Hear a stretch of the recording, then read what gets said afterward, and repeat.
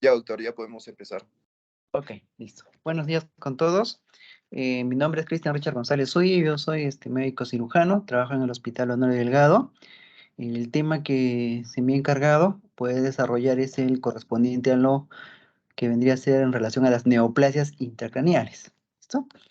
Entonces, nuevamente, como siempre les digo en las prácticas, para poder entender las enfermedades del sistema nervioso, dentro de estas los tumores o las neoplasias, es fundamental que ustedes tengan un repaso anatómico, un recuerdo anatómico en relación a lo que es la neuroanatomía, la neurofisiología y la neuropatología.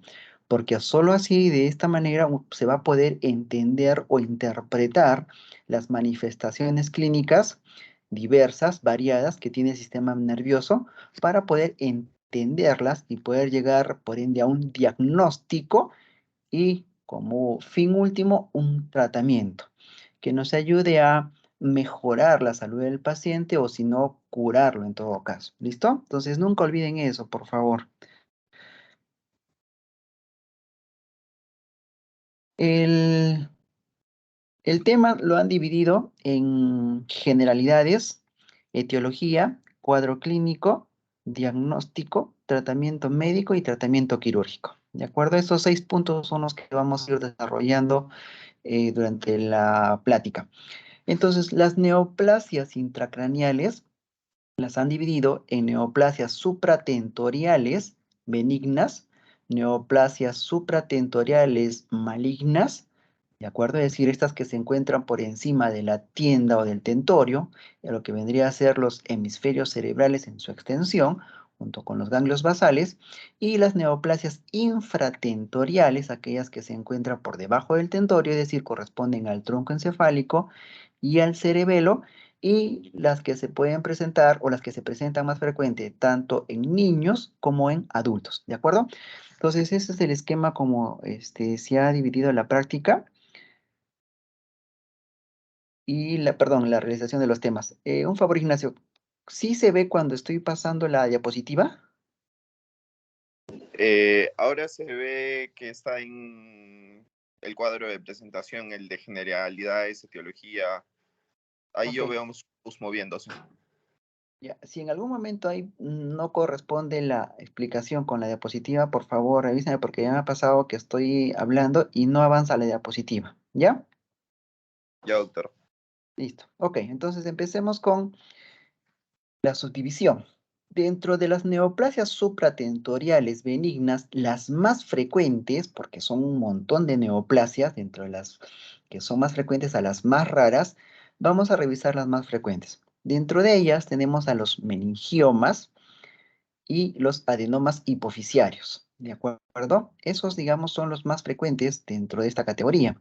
Y dentro de las neoplasias supratentoriales malignas, tenemos a los astrocitomas de bajo grado y de alto grado, que es lo que vendría a ser un cáncer cerebral, y las metástasis cerebrales, que es, digamos, frecuente en los pacientes que tienen neoplasias en otros órganos, ¿de acuerdo? Y dentro de las neoplasias infratentoriales en niños, tenemos a los meduloblastomas y a los ependimomas, y a las neoplasias infratentoriales en el adulto, lo que vendría a ser los neurinomas y los gliomas. ¿De acuerdo? Bien. Entonces, el recuerdo anatómico que ustedes siempre tienen que tener es en la distribución anatómica de las estructuras encefálicas. Recordar y conocer cuáles son las circunvoluciones, cuáles son los lóbulos cerebrales, la función de cada lóbulo, las estructuras profundas como los ganglios basales, la sustancia blanca, ¿de acuerdo? Y cómo es que funcionan todos ellos. Todas estas estructuras cerebrales están conformadas por células, ¿de acuerdo?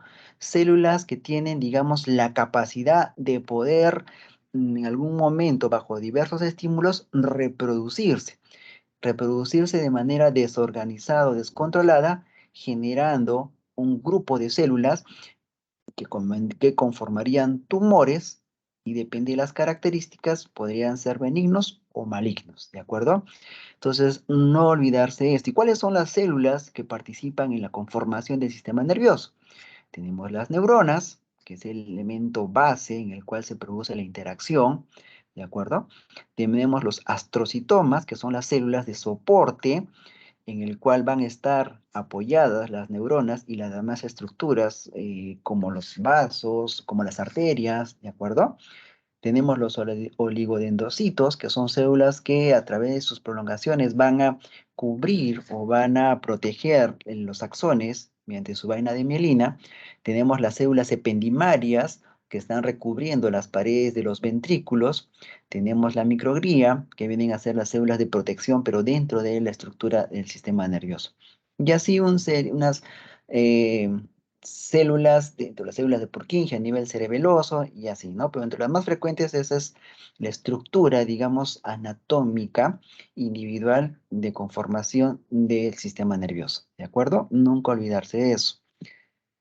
Bien, entonces, los tumores o las neoplasias intracraniales tienen una incidencia a nivel mundial de un 3.5 casos por cada 100.000 habitantes.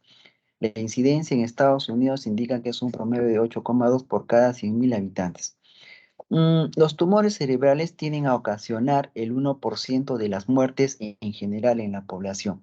Si a esto le sumamos los tumores ocasionados por las enfermedades metastásicas, es decir, que se originan en otros órganos, este porcentaje se incrementa a un 3% o un 4%. Es la tercera causa de mortalidad por cáncer. En los niños es la segunda enfermedad más grave después de la leucemia.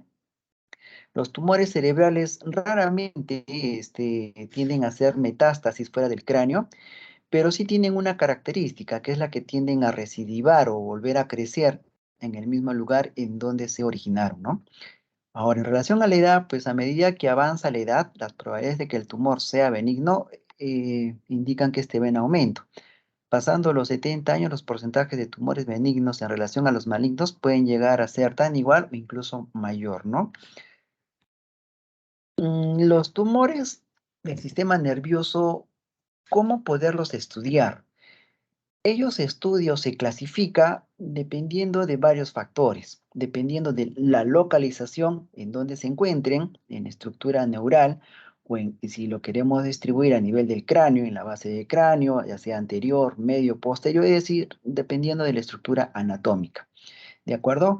Según el origen en la célula el cual se ha originado. Si es en las células aracnoideas, si es en la glía, si es en las células ependimarias, ¿de acuerdo? Dependiendo de la velocidad de crecimiento, dependiendo del grado de evolución en sus estadios, también valorando la edad del paciente o el género del paciente, es que uno puede clasificar los diversos tumores, ¿de acuerdo? La clasificación que más se utiliza es la clasificación microscópica por la OMS. Asimismo, últimamente se está utilizando, aunada a la clasificación microscópica, es la inmunohistoquímica, que permite identificar o clasificar estas neoplasias. Ahora, las características que tienen los tumores cerebrales, que nos hace permitir que estos sean benignos o malignos, tienen un patrón o diferencias. Por ejemplo, en la velocidad de crecimiento, los tumores malignos tienen una mayor velocidad de crecimiento, ¿de acuerdo? Los bordes tumorales entre los benignos y los malignos es muy claro. La forma de la neoplasia también es una característica que permite diferenciarlas. ¿Listo? Dentro de los tumores primarios del sistema nervioso central, destacan por su mayor presencia en los adultos los meningiomas, ¿de acuerdo? Por eso es que vamos a tocar ese como uno de los más frecuentes, con un 36.4. Luego siguen los tumores neuroepiteliales, entre ellos el glioblastoma, que vendría a ser el cáncer cerebral o dentro de los tumores malignos, el segundo en frecuencia. Luego vienen los tumores de la glándula hipoficiaria o los tumores pituitarios, que generalmente son benignos, en un 15.5%. Digamos, en adultos, esa sería la frecuencia: meningiomas, glioblastomas y adenomas hipoficiarios. Pero en los niños y adolescentes es distinto, ¿no? Hay una mayor presencia de tumores embrionarios, como por ejemplo el meduloblastoma en un 11.4%, el astrocitoma pilocítico en un 15.5% y los tumores ependimarios como el ependimoma. Digamos que son los más frecuentes a diferencia de los adultos. Un adulto es bien raro encontrar un meduloblastoma, ¿de acuerdo? Eso dentro de las generalidades, ¿de acuerdo? Ahora, numerosos factores, tanto nutricionales y ocupacionales, así como la exposición a productos químicos, infecciones, virales, han venido siendo estudiados como posibles factores de riesgo. Dentro de estos factores de riesgo, no hay un factor determinante o que tenga una relación directa como agente causal. Son una suma de eventos o una suma de factores los que hacen o que condicionen que puedan aparecer estas neoplasias. Pero no existe un factor determinante en específico que pueda estar asociado como o causalidad. Se cree o se ha visto, por ejemplo, que las radiaciones ionizantes sí tienen una mayor relación o mayor consistencia en la evidencia en cuanto al origen de las neoplasias cerebrales. Por ejemplo, pacientes con tumoraciones benignas que han recibido radioterapia, en la larga la evolución han desarrollado un tipo de neoplasia maligna. Entonces, ese es un ejemplo por el cual que se cree que este tipo de radiaciones sí es un factor condicionante o desencadenante para el desarrollo de las neoplasias malignas. ¿De acuerdo? Bien, entonces a pesar pues de la importancia del órgano sobre el cual se asientan y al que lesionan estas neoplasias, en este caso del sistema nervioso, el tratamiento correcto puede conseguir la curación de la enfermedad, pero muchas veces no se logra ello, y lo único que se puede lograr es darle calidad de vida o prolongar de forma significativa la vida de nuestros pacientes.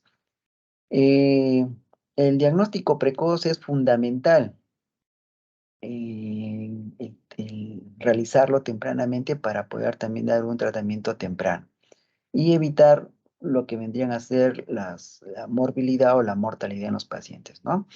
Entonces, entro dentro de los conceptos generales.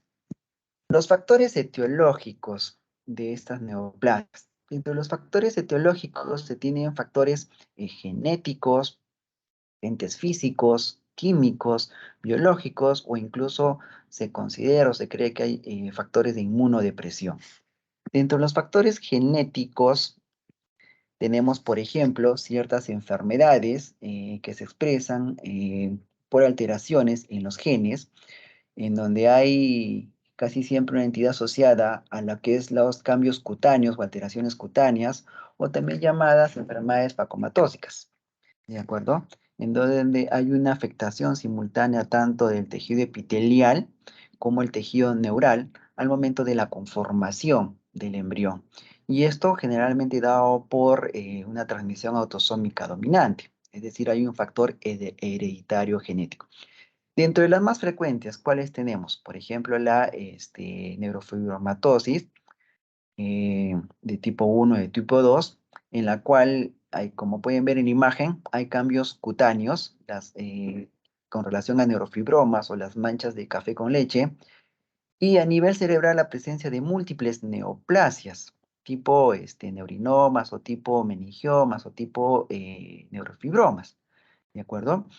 Ahora, el tipo 1 y el tipo 2 se diferencia por la presentación, ya sea de meningiomas en el gen afectado, y en el tipo 2 igual por la afectación del tipo de gen, que es en el nivel del gen número 22, o la presencia de neurinomas del acústico en forma bilateral, ¿no? Otro tipo de manifestaciones tumorales de causa genética, por ejemplo, está la esclerosis tuberosa, como pueden ver en la imagen.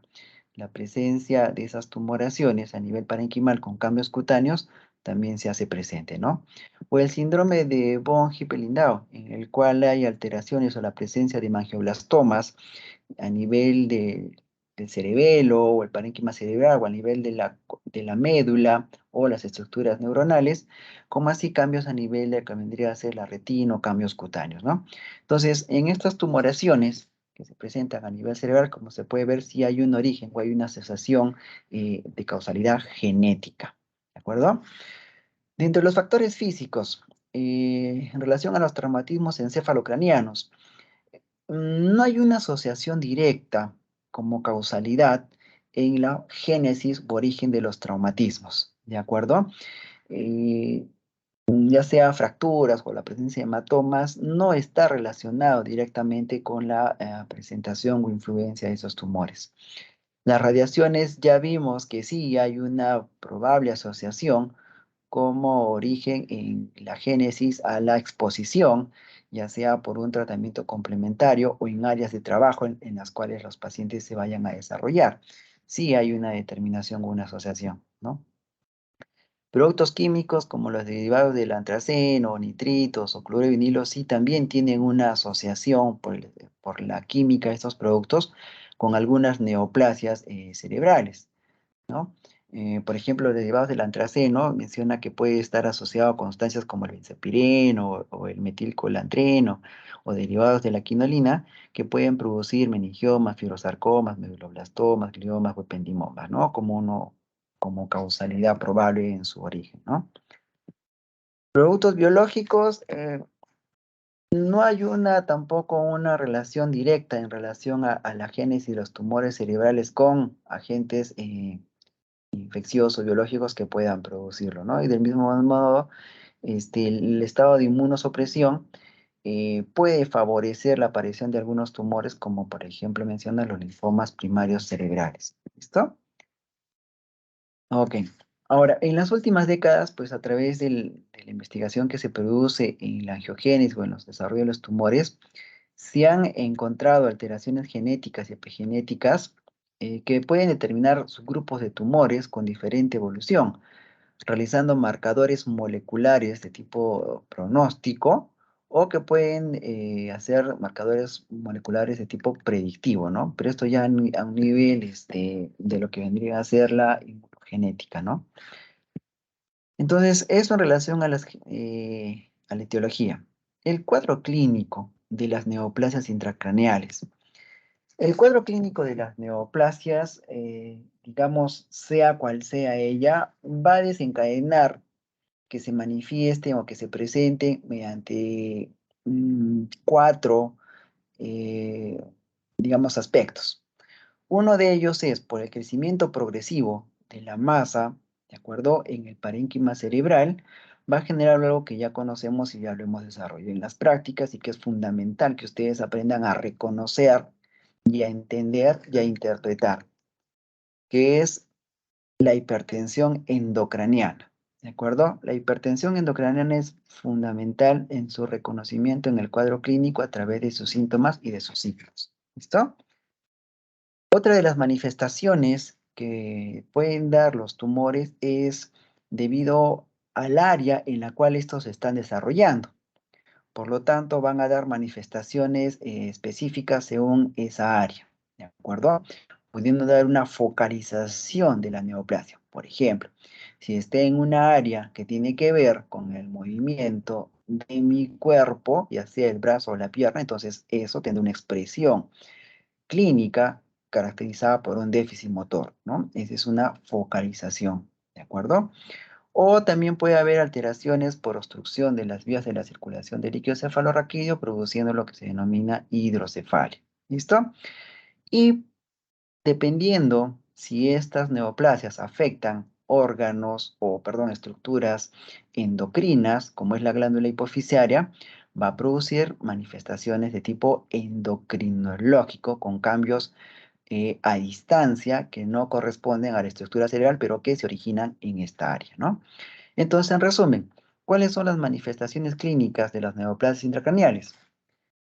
Por un síndrome de hipertensión endocraniana, por la focalización neurológica según el área en la cual ésta se compromete, por las manifestaciones de irritación cortical que pueda dar la neoplasia y generar una epilepsia o convulsiones, ¿de acuerdo?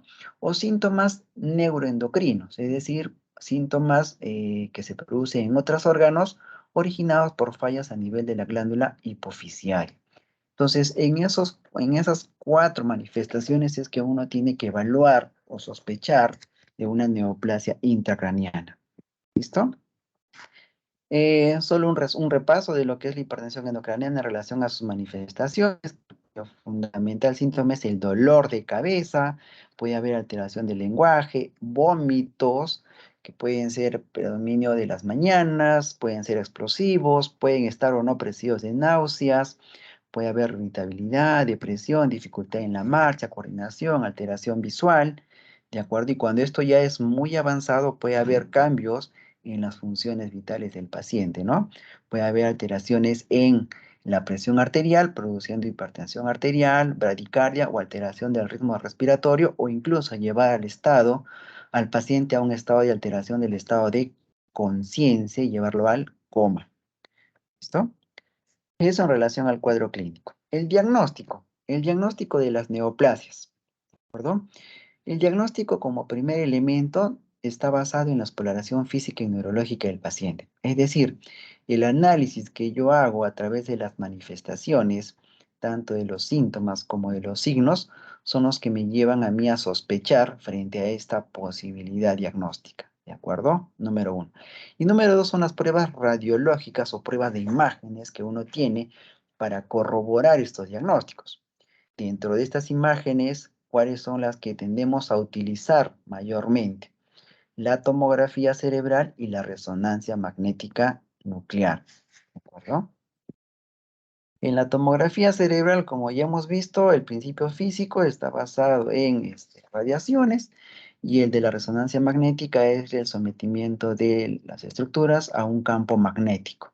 En uno hablamos de densidades y en el otro hablamos de señal o de intensidad de señal, ¿cierto?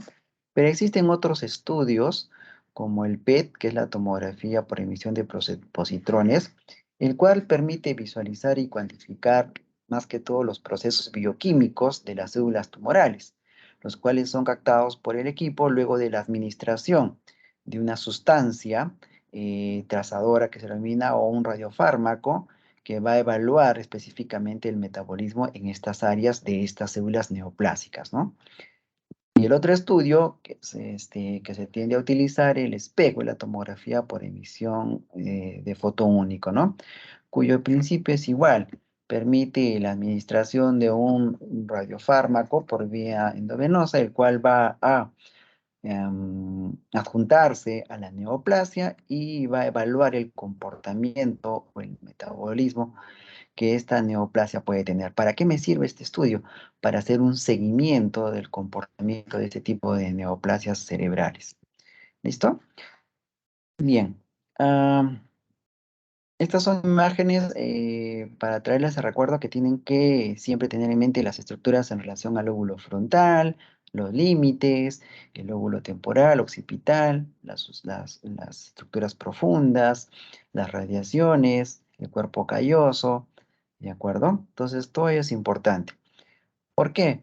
Porque de la localización en la cual donde se produzcan estas neoplasias es que uno va a tener expresión de estas manifestaciones. Vuelvo a insistir.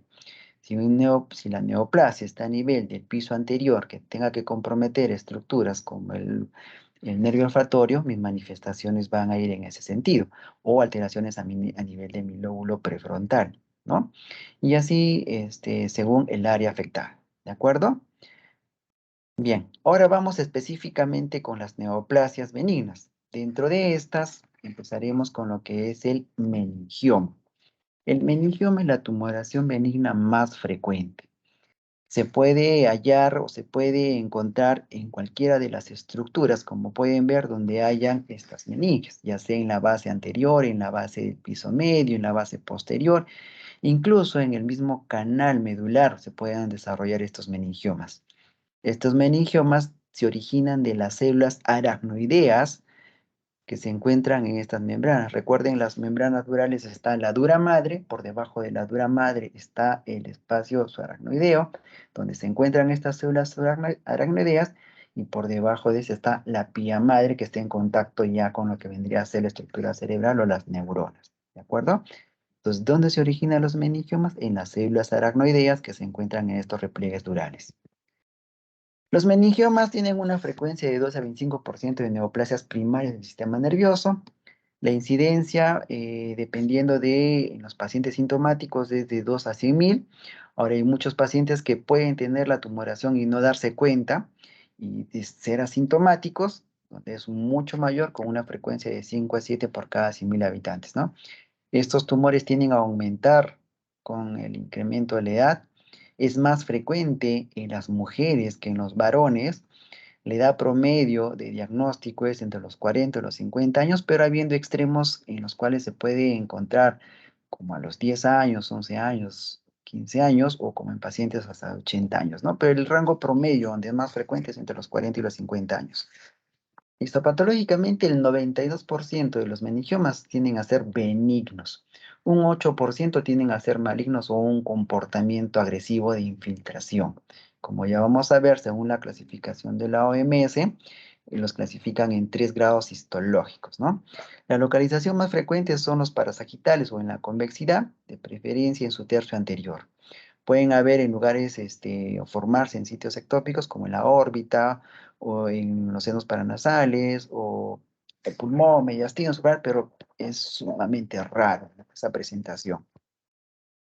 En niños es muy poco frecuente, 4% de las neoplasias, siendo más frecuente en varones, y a nivel supratentorial en un 66%. Como ya vimos en la primera imagen, los meningiomas están asociados a la neurofibromatosis tipo 2, en el cual un 50% se presentan con meningiomas únicos y en un 30% pueden tener meningiomas múltiples, como puede ver en el caso de la imagen, ¿no? Donde se ven múltiples imágenes nodulares, ¿de acuerdo? Blancas o en este caso hiperintensas en la fosa posterior. Este es para ver el origen, como ya he mencionado, se origina en las células aracnoideas, que es la capa intermedia de las meninges. eh, la localización de los meningiomas, el 73 a 75% son supratentoriales, ¿de acuerdo? Es decir, 3/4 de los tumores se originan o están en la región supratentorial. Y de la región supratentorial, para sagital es un 25%, en la convección un 19%, en el esfenoides un 15%, supracelular un 9%, fosa posterior 8%, y así mientras más, digamos, alejado a esta región, disminuye su frecuencia. Otra forma de encontrar otra localización son los meningiomas intraventriculares, ¿ya? No solamente en la convexidad o hacia la parte externa, sino también hacia la parte medial, existen repliegues o células aracnoideas que dan origen a estos tumores en esas zonas, ¿no? La clasificación de la OMS los clasifica en 3 grados. El 90% son grado 1, es decir, completamente benignos. Por lo tanto, la resección total es la curación del paciente. Y las características anatomopatológicas son como las mencionan ahí, ¿no? Meningoendotelial, fibroso, transicional, samomatoso, angiomatoso, microquístico, todas son características desde el punto de vista microscópico anatomopatológico, ¿de acuerdo? El grado 2 es un poco menos frecuente, en 5 a 7%, donde están de células claras, cordoide o meningiomas atípicos. Y miren, el grado 3, que vendría a tener un comportamiento agresivo, es una frecuencia de un 1 a un 3%, donde están los meningiomas de tipo papilar, meningioma anaplásico maligno o el meningioma rhabdoide, ¿de acuerdo? Estos tumores son de crecimiento muy lento, se cree que crecen de 0,5 a 1 centímetro por año, ¿de acuerdo? Y en los casos de los malignos, las características anatomopatológicas es que hay una hipercelularidad, con pérdida de la arquitectura del tejido, pleomorfismo nuclear, con áreas de necrosis, con un índice de mitosis Ki-67 muy elevado y con invasión de estructuras cerebrales. ¿Listo? El diagnóstico se hace por imagen tomográfica, en la cual se aprecia como lesiones hiperdensas que realzan con el contraste, con una celularidad aumentada y la presencia de microcalcificaciones o calcificaciones. Es una característica de este tipo de neoplasias. Presentan el signo de la cola dural, no se olviden, ¿de acuerdo? Puede haber una fina pseudocápsula de líquido cefalorraquídeo que envuelve al tumor y el cual nos permite al momento de la cirugía tener un plano, ¿de acuerdo?, de disección para la resección tumoral, ¿no? Puede haber un edema tumoral o peritumoral adyacente al tumor. En la resonancia magnética, dependiendo del protocolo, se va a ver isointenso en T1 con captación homogénea de contraste e hipointensa en T2. ¿Listo? Este es un signo característico que es la cola dural, no se olviden, por favor. produce una reacción a nivel del cráneo, generando una exostosis craneal. Muchas veces hay crece como un cacho, como un área adyacente al hueso, que puede estar originado por la hiperostosis que se generan estas neoplasias o estos meningiomas sobre el tejido óseo. Y a nivel dural, pues genera una compresión de la masa encefálica por el crecimiento hacia adentro del cráneo, ¿no? El tratamiento es quirúrgico. El tratamiento de las meningiomas es quirúrgico. Y como le dije, en su mayor porcentaje, el grado 1, que es benigno, la resección completa termina siendo la curación del paciente. En algunos casos puede darse radioterapia, dependiendo si es muy agresivo, o hay remanentes pequeños que dificulten una nueva intervención o estén localizados en áreas muy profundas o de vital riesgo en una intervención quirúrgica, podrían llevarse a radioterapia o a radiocirugía. ¿Listo? En algunos casos el tratamiento también es de observación. Hay pacientes que pues, tienen a lo mejor un poco de temor por las cirugías y únicamente tienen una cefalea leve o es por hallazgo dado a otra enfermedad y pues no deciden operarse, ¿no? Entonces uno puede optar por un tratamiento observado, sí, lo puede observar, pero sí haciendo los controles en el tiempo para ver qué comportamiento tiene y cómo es que va creciendo, ¿no? Sobre todo en localizaciones muy profundas, que a lo mejor una intervención quirúrgica termina siendo de un alto riesgo para el paciente, ¿no? Por ejemplo, pacientes de elevada edad, mayores ya, estamos hablando de 70, 80, 90 años a lo mejor, o que tengan comorbilidad en relación a su funcionamiento cardíaco, un infarto cardíaco previo, ¿de acuerdo? Entonces, ¿qué hace riesgoso una intervención quirúrgica? O que de repente se encuentren a nivel del seno cavernoso, muy próximo a los nervios craneales o en la región pretroclival. Entonces, uno puede mantener una conducta expectante de observación, ¿no? Otro criterio para tomar esta decisión es que haya hallazgo del tumor, pero que no haya un edema. Recuerden que el edema cerebral produce cefalea, hipertensión endocraniana, y si no hay esta, pues puede tomarse esta conducta. O los pacientes, como les indiqué, que no aceptan un tratamiento quirúrgico, ya sea por temor o por miedo, ¿no? El seguimiento debe ser periódico, clínicamente como imagenológico, para ver cuánto puede haber crecido este tumor. ¿Listo? El tratamiento quirúrgico es de elección. El porcentaje de resección va a depender de la localización y determinará la posibilidad de recidiva y pronóstico.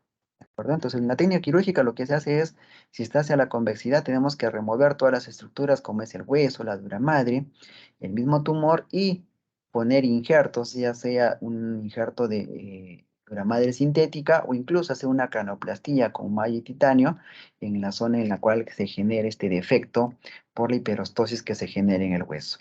¿Ya? Eso en relación a la técnica. Algo muy importante, nosotros usamos una clasificación de Simpson para lo que es la resección de los meningiomas.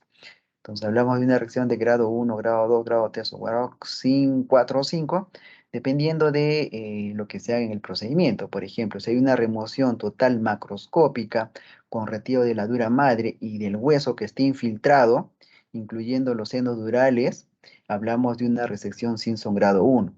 ¿Esto por qué es importante? Porque si yo hago una evaluación en el tiempo, la probabilidad de recurrencia, es decir, de que vuelva a crecer el tumor a los 10 años, es de un 9%, o sea, es bajísimo, ¿no? Pero en el caso contrario, ¿qué pasa si yo ingreso y solamente hago una biopsia de la tumoración, o una descompresión simple, que vendría a ser un grado Simpson 5, a los 10 años probablemente yo tengo una recidiva de una recurrencia de un 40%, o a lo mejor no hay mayor desarrollo del tumor, sigue igual o creciendo más, ¿no? Entonces, esa clasificación de Simpson nos sirve para ello. ¿Listo? La radioterapia, como ya les dije, es dependiendo del tipo de tumor en el que estemos, ¿no? Si es un grado 1, no le erramos de radioterapia, pero si es un grado 3, sí tenemos que dar tratamiento complementario dado el comportamiento maligno que presenta esta neoplasia, ¿no? Bien, eso en relación a los meningiomas. Ahora pasaremos a los adenomas hipoficiarios.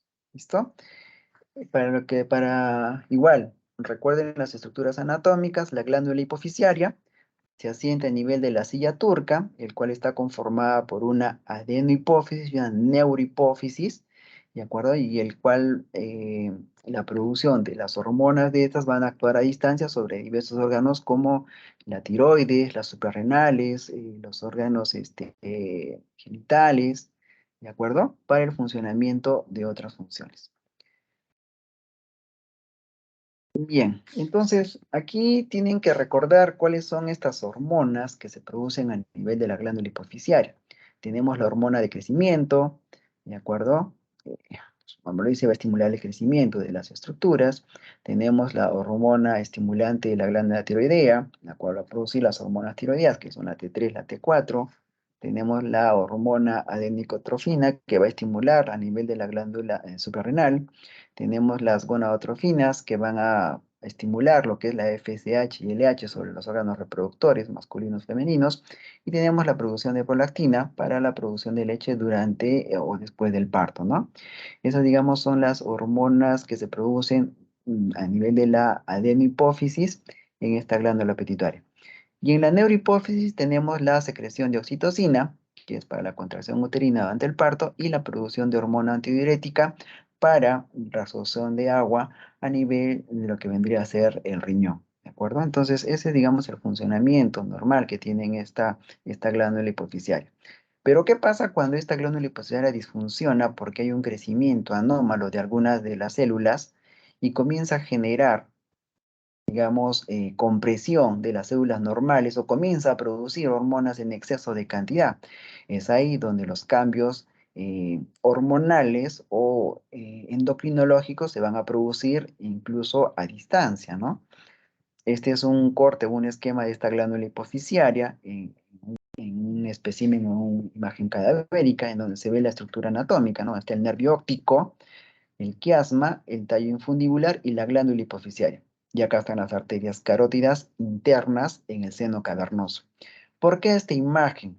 Porque no solamente la glándula hipoficiaria puede producir alteración de tipo endocrinológico por disfunción, ya sea por exceso de producción en las hormonas o por disminución de las mismas, sino que el crecimiento del tumor va a afectar a este órgano, perdón, a este nervio, que es el nervio óptico, el quiasma óptico, y va a producir alteraciones de tipo visual. Muchas veces los pacientes no se dan cuenta por las alteraciones endocrinológicas, sino por las alteraciones en el campo visual que comienzan a presentar, comienzan a ver reducción de este campo visual, es decir, comienzan a tener una visión tubular o, es decir, centrada en un solo punto, ¿no? Pero ya no ven hacia los costados. Esa es una de las manifestaciones y este es el esquema, el por qué presentan eso, ¿no? Bien, entonces los adenomas hipoficiarios son tumores benignos, representan el 10% de las neoplasias intracraneales, son tumores que se presentan en los adultos, menos del 10% se presentan en niños, el equivalente en niños vendrían a ser los craneofaringiomas, ¿de acuerdo? El tumor más frecuente son los prolactinomas, que tiene un predominio en las mujeres de 4 o 5 sobre 1 en relación a los varones, adultos jóvenes. Los tumores productores de corticotropinas también están a predominio femenino, 22% de casos se presentan en los niños y en los adolescentes, ¿no? Y los adenomas o productores de hormona de crecimiento tienen un predominio sobre los hombres en una relación de 2 a 1. Acá esta tabla es para ver la frecuencia de los tumores productores de hormonas. Tenemos los prolactinomas como el más frecuente de ellos, de un 25 a 30%. Vienen los tumores, pero que no son funcionales, en un 30%. Los productores de hormona de crecimiento en un 15%. Los productores de ACTH en un 15%. Y los plurihormonales, o que pueden afectar a varios estirpes neuronales, en un 15%. ¿Cuáles son las manifestaciones de estas alteraciones endocrinas? En el caso del prolactinoma, va a producir hipogonadismo y galactorrea. Es decir, el paciente o la paciente se da muchas veces cuenta porque presenta secreción láctea a través de los pezones o de las glándulas, ¿no? Los no funcionales generalmente no se dan cuenta, pero por el crecimiento del tumor lleva a una hipofunción de la glándula hipoficiaria. Entonces hay una insuficiencia de las hormonas hipoficiarias. ¿Verdad? En los pacientes con productor de hormona de crecimiento pueden presentar acromegalia o gigantismo. Y en los pacientes con productores de ACTH pueden presentar lo que es el síndrome de Cushing.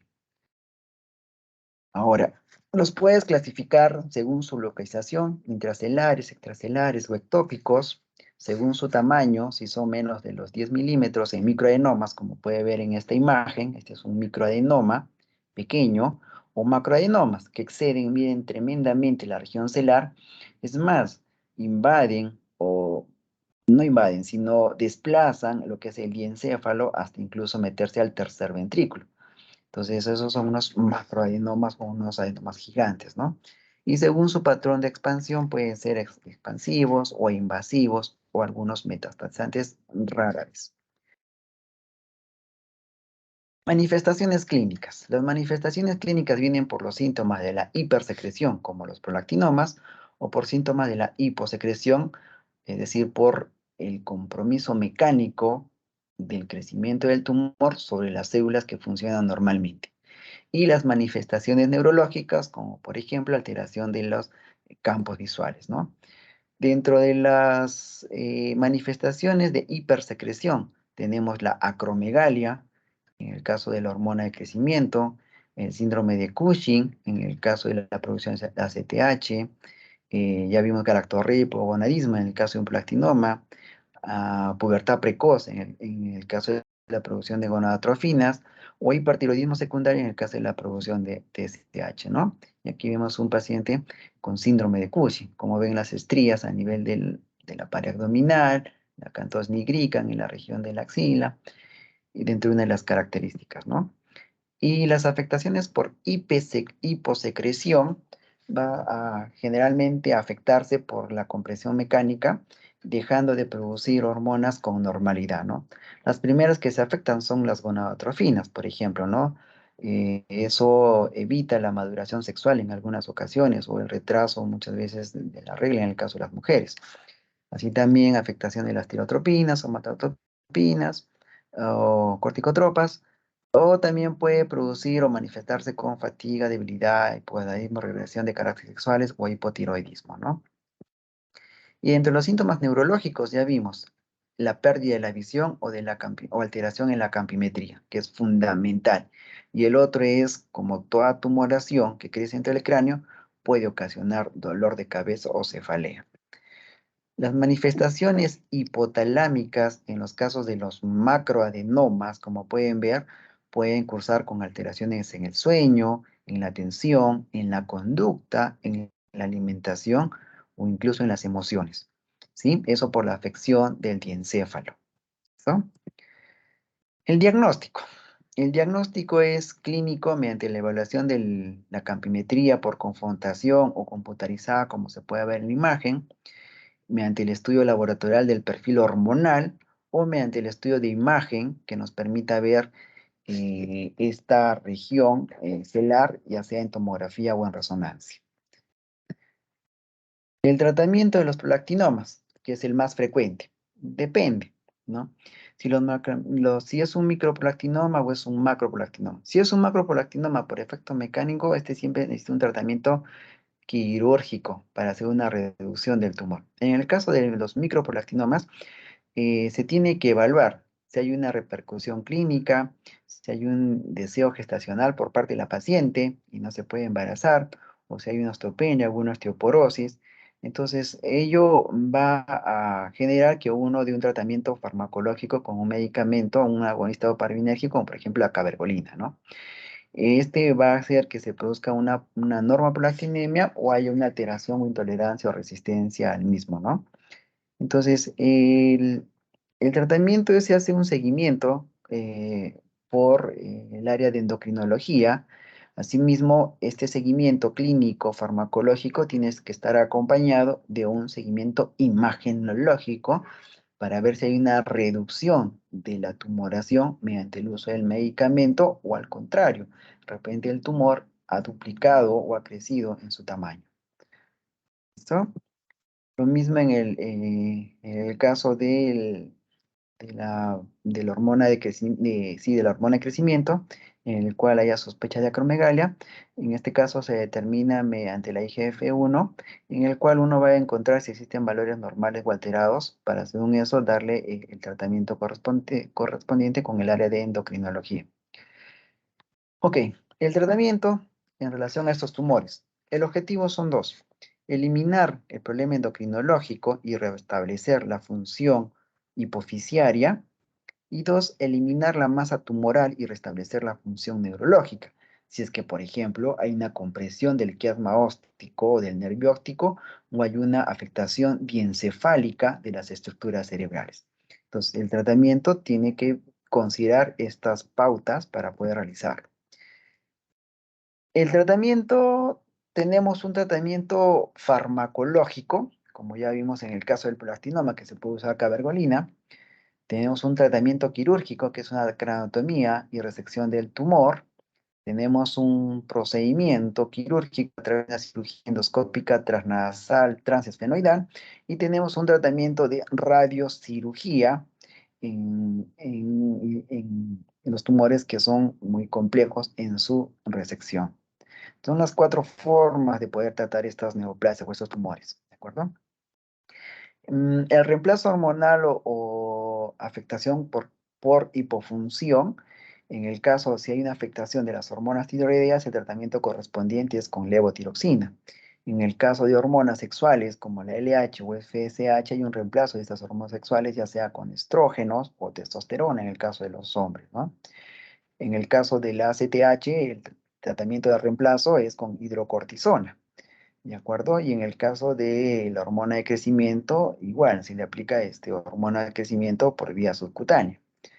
Y en el caso de la de falta o déficit de ADH, que produce una diabetes insípida central, se puede aplicar desmopresina para controlar la ausencia de esta hormona. ¿Listo?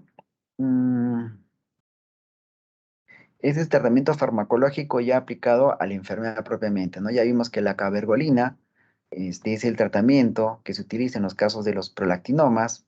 En el caso del acromegalio o gigantismo se utiliza el osteotide, el pancirotide, y también la cabergolina, bueno, bromocristina, ¿de acuerdo? Lo mismo en la enfermedad de Cushing, ¿ya? Esto más que todo es manejo del área de endocrinología como parte del tratamiento médico de estas neoplasias. En el tratamiento quirúrgico, lo que se hace es una craniotomía. ¿Qué quiere decir? Es el retiro del cráneo, luego de hacer una incisión, hasta llegar a la región tumoral, que es la región hipofisiaria, y se hace una resección del tumor. Y vemos como el nervio, este es el nervio óptico del lado derecho, el del lado izquierdo, este es el quiasma y la ausencia del mismo.